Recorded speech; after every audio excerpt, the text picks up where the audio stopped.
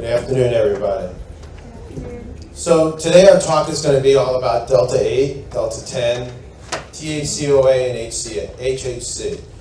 They're all really, really interesting cannabinoids, and they change all the time, and the marketplace changes all the time. So one thing that's important is to learn what they are, how they work, and how they're developed. But first, ACS Laboratory. I'm the president of ACS Laboratory. We're the largest hemp and cannabis testing laboratory in the eastern half of the United States. We're based in Sun City Center. Our corporate offices are just north of here in Boca Raton, and we test hemp from 49 states and 16 different countries. And we are the first DEA registered laboratory. We're also a CLIA registered laboratory as well, so which means we're a clinical laboratory, so we can do pharmacokinetic studies along with testing of hemp and marijuana. We're in the press a lot. You can read a lot about us. You can pull it up on our website. There's a lot of information about us in different articles, and we write a lot of thought-provoking blogs and information that's very valuable for people that are interested in this space. So what is Delta-8? Delta-8 is actually made from CBD, and it is a positional isomer of Delta-9 THC. And it's abbreviated just Delta-8 THC or Delta-8 or something like that. And it became federally legal with the Farm Bill. So there's a lot of benefits to Delta-8 as it works with both the CB1 and the CB2 receptors. What is Deltatane? And I'm going to get to the difference between them in comparison, which is actually kind of cool. So Deltatane is, again, it's a derivative of Delta-8, and it became federally legal with the Farm Bill as well. Delta-8 is kind of like, if you think of it, it's kind of like an indica, and Delta-10 is kind of like a sativa, and then Delta-9, everybody knows what Delta-9 is. So what is THCOA? That's a very interesting chemical compound. THC is a synthetic cannabinoid made from Delta-8 and or from Delta-9 using a chemical reaction. So THCOA has reported to have mildly hallucinogenic effects, very mild. Delta-8 has more sedate hallucinogenic effects, and Delta-9 has more hallucinogenic effects. And then we'll get to HHC in just a little bit. But what is HHC? So the deltas are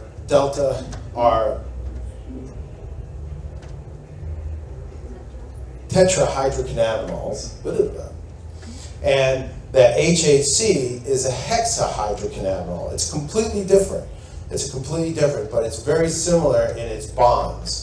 And again, it became legal in the 2018 Farm Bill, and HHC has similar reported effects to different psychedelics. And there's a very different field between them. And where do they come from? Sorry, I'm going through this kind of quickly because there's usually a lot of questions at the end. So where do they come from? They all come from CBD is where it starts out first. You take CBD and you turn it into Delta-8, and then from Delta-8, you can make Delta-10, and then from Delta-8, you can go to THCOA, and you can go to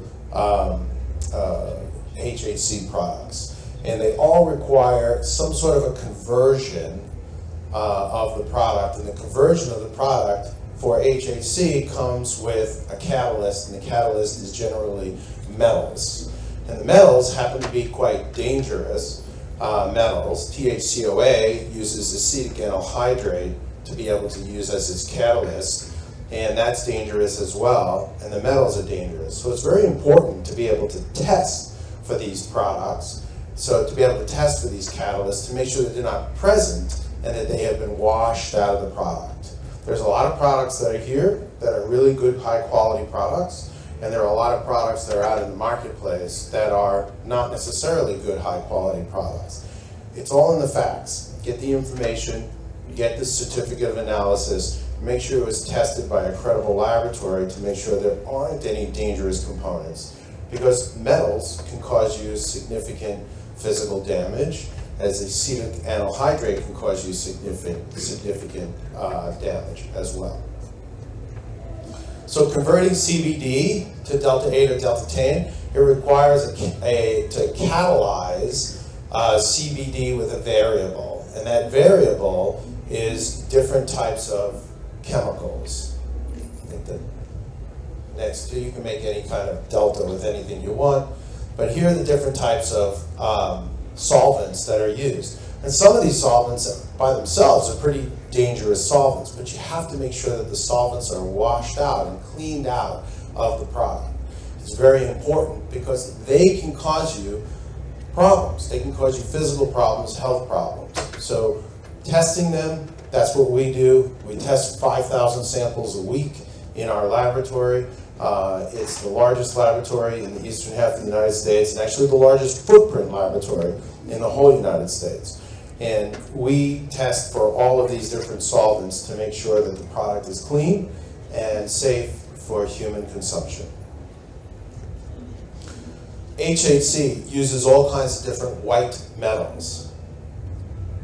White metals are platinum, nickel, lead, arsenic, palladium, mercury, zinc, aluminum, cadmium.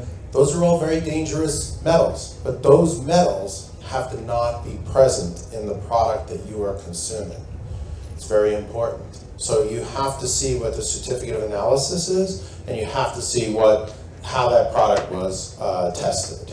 So these are very, very important to make sure that it's tested right. So when you buy a product and it only has a potency, always scan the QR code that's on the product. Make sure that that QR code brings up their certificate of analysis. Because every single certificate of analysis that ACS Laboratory produces has a QR code. And every one of those QR codes goes directly into our servers and pulls up this certificate of analysis. And that certificate of analysis is the real certificate of analysis, as opposed to what you might see or not see if you scan that QR code and maybe go to somebody's marketing page or so forth. So, all about safety. We are all about safety for human consumption. There's all kinds of different products: gummies, edibles, flowers, vapes. Delta-8 flour is generally sprayed. You guys can see Delta-8 flour, HHC flour. It's all THCOA flour, pre-rolls. They're all sprayed. There's no such thing as Delta-8 flour that grows. Delta-8 grows in marijuana, but it's in such small quantity that it has to be extracted and concentrated. So here's some myths. These are always fun. Delta-8 flour is genetically modified strain. That's not true. Delta-8 is present in the flour, but in very small quantity, so it has to be extracted and concentrated. That it occurs naturally in the plant and is extracted to make Delta-8 oil. Again, not really true. The Delta-8 oil, it comes from the plant, but the Delta-8 oil has to be concentrated, it has to be extracted and then concentrated. Delta-8 will not show up on a drug test for marijuana. Definitely not true. Okay? It shows up as THC, believe me, it does. And that Delta-8 is legal and you can take it without any trouble. That's a kind of a gray area. Yes, it is legal, but if it's over 0.3% THC, it no longer becomes legal. And how do you know that it is tested that way? Well, at ACS Laboratory, we also do testing for 25 sheriff's departments, Florida Department of Law Enforcement, and some state attorney's offices in order to be able to determine the difference between hemp and marijuana. Because when you see the two, you don't know the difference. You can't tell. You cannot tell the difference. So here's the effects. It's kind of interesting, the isomers. Delta-8 is very relaxing, it's sedating, it's very, mellow. Delta-9, we all know what that is, the psychoactive effect of Delta-9. And Delta-10, to me personally, Delta-10 is kind of like taking Adderall. It's very, stimulating for me. It makes a lot of clarity in my brain when I use it. So Delta 8 to me is actually my favorite because it has a lot of clarity and it makes me feel like I'm not sitting in the couch, indica in the couch. So it has very, very different. So Delta 8 is now illegal in 20 different states, so let's be aware of that. It's very important that it is illegal in 20 different states. So that's why if you walk downstairs, you'll see everybody's moving towards THCOA, HHC, and THCP, and so forth, all different kinds of isomers. Could HHC be the new rising star? I do think so. Delta 8 took off like a rocket ship, and now Delta 8 prices are coming down, and the authorities are starting to outlaw it a little bit in different places, but it's very difficult to outlaw through internet sales and other methods of distribution. But HHC is a hexahydrocannabinol, and I think it's going to be the next rising star. So the testing challenges. This is actually really interesting. When we test for Delta 8 products, we test in a method that is 2.5 times longer than any other laboratory. Nobody tests it like we do. We do a 22-minute method for Delta 8 because you can see those two peaks that are there. Those two peaks are right next to each other. If you do a normal THC test, those two peaks are right next to each other, like a hip and a shoulder. And that hip and the shoulder right next to each other, almost every single time by laboratories are interpreted as Delta 9. Misinterpreted as Delta 9, and it is not Delta 9. It is Delta 8 and Delta 9. Here's a chromatogram of 12 different cannabinoids in our method of Delta 8 and Delta 10. And this method, again, is a unique method because, again, it's 2.5 times longer. So think about it. It takes us 2.5 times longer to do a test than any other laboratory. But the difference is our results are accurate. These are all the different cannabinoids and how they come out and what the time that they come out. And the Delta 8 and Delta 9 are so close to each other that if the method was shorter, it would be right on top of each other, and somebody would just misinterpret it as either Delta 8 or Delta 9. And it's totally misinterpreted all the time. HHC, again, is a new rising star. You can, if you understand chemistry, you can see that many of the structures are basically the same, either no bonds or double bonds or a single bond, but hexahydrocannabinol is not a tetrahydrocannabinol. So it is not an isomer of THC. The positive effects of it is it has a longer shelf life, and it makes cannabinoids more bioavailable. There are national testing standards that are in place right now. So we've created these seals, and these seals are on every single one of our certificates of analysis when somebody does full panel testing. And these are trademark seals that we've created that we put on our products, and some of our clients actually take these seals and put it on their products to show that it is tested, it is safe, and that it is good for sale into the public.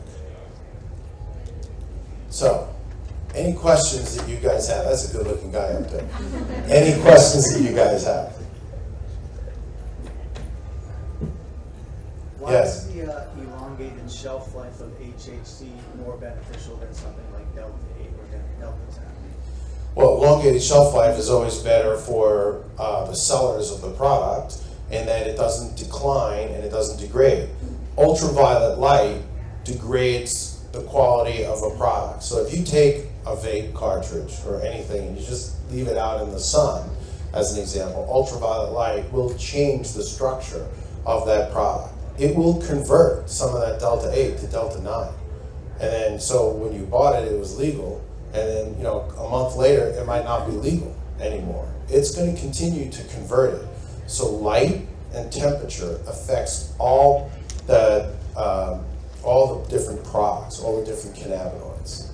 It affects the life of the cannabinoids and it affects the structure of the cannabinoids. Any other questions? Yes? Do you guys have any sort of like processes for determining whether or not like some of these newer cannabinoids are like safe for human consumption? And like how does that process work? Well, what kind of cannabinoids? You know, like the Deltatane HHC, before it kind of is commonly accepted by like the marketplace and like, you know, all the people are buying it, how can we kind of see, you know, okay, hey, is this something that is going to be okay for people to actually take?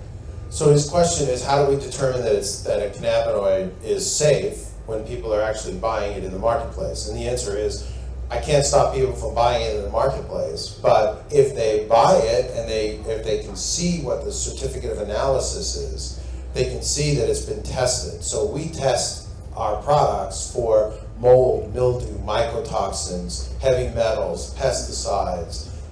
We test for all those different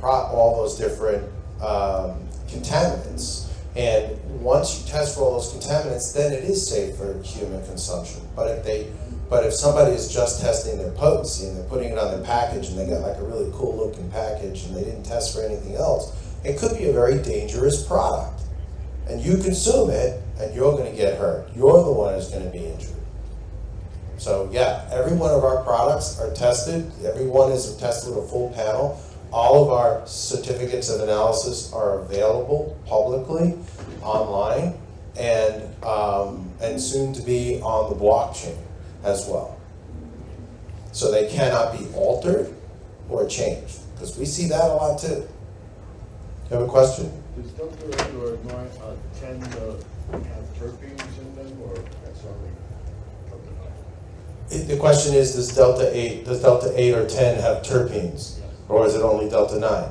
Well, the answer is yes, because when they extract the product, they're extracting it down to its bare product, the Delta 8 or the Delta 10, or even the Delta 9, and then they're adding the terpenes back in. So that's how it is. Naturally occurring terpenes occur in the flower product. Do you have that on your results, or that's the... Yes, we test for terpenes. We test for 38 different terpenes all the time. Yes, sir. Can the test method potentially be extended to separate all 120 of the cannabinoids? Absolutely, it can. The question is, can we separate 120 cannabinoids? Of course we can, but who's going to pay for it? That's the question. How long would the test be, do you think? It would be really long, but we do right now 23 cannabinoids in a shorter method than the Delta 8, Delta 10 method. So it's not a matter of how many cannabinoids there are, it's how many overlap each other, is really what it comes down to. Yes, sir? So when you see like a COA that's like 86% Delta 8 and it's passing like solvents, it's passing heavy metals, like everything else is passing, what is that extra 14% typically that you guys are kind of seeing? Is it unidentified cannabinoids, or, you know, like I feel like I see like a lot of COAs that are not all the way there in purity, but there's just like nobody really knows what that extra percentage is.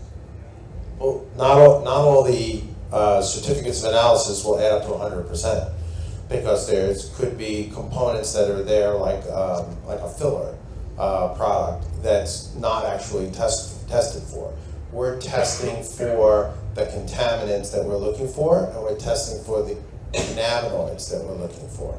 So the contaminants are a pass or a fail, but the cannabinoids is a quantitative method, whereas the contaminants are more qualitative, because you're looking to be under or over a threshold.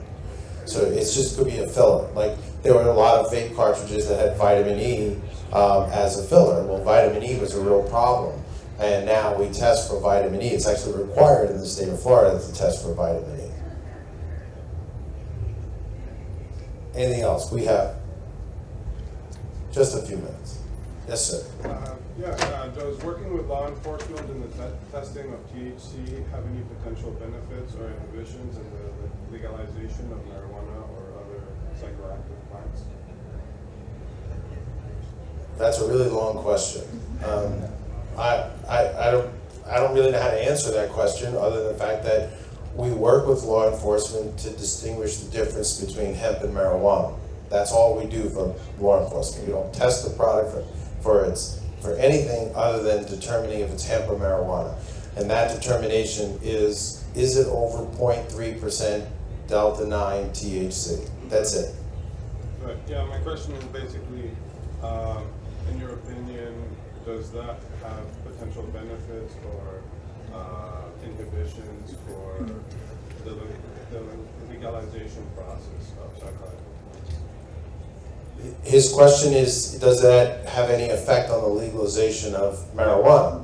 And I would say no, because every single police officer that shows up at our laboratory that brings in a sample, they begrudgingly bring in a sample because they don't really want to test for the product. They don't want to test it. They don't really care unless somebody has a bail.